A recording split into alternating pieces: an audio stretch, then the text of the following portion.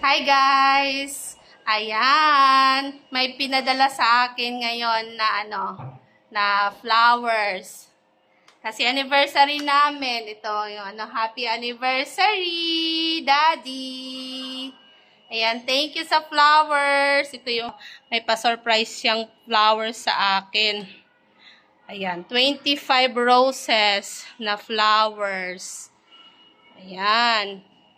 Basahin ko yung yung message. Ayan. Just malabo.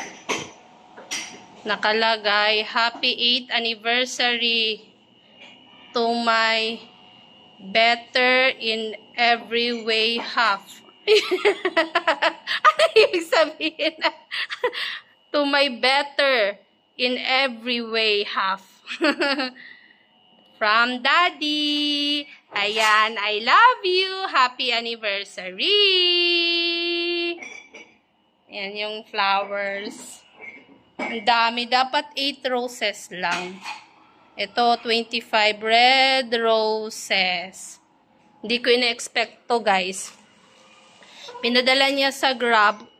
Kaya pala sabi ng may nag-message sa akin na Grab. Sabi ng Grab, I'm here daw kuno.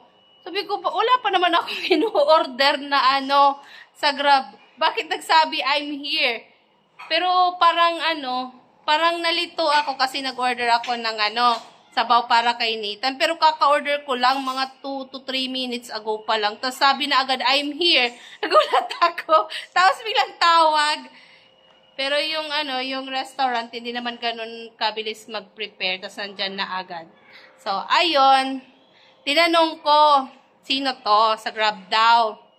Tapos, sabi niya sa akin, meron daw padala. Sabi ko, saan galing? Tapos, ayaw niya magsalita. Ayaw niya magsalita kung saan galing. Tapos, tinanong ko na lang. Tinanong ko, anong pinadala? Hindi din nagsasalita. Tapos, tinanong ko na lang, bayad na ba?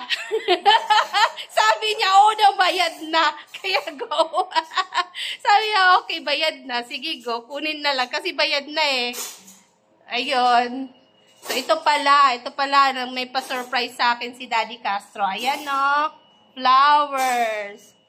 Happy anniversary, Daddy! Happy 8 years! So, ayan muna, guys. Mamaya ulit. Bye-bye!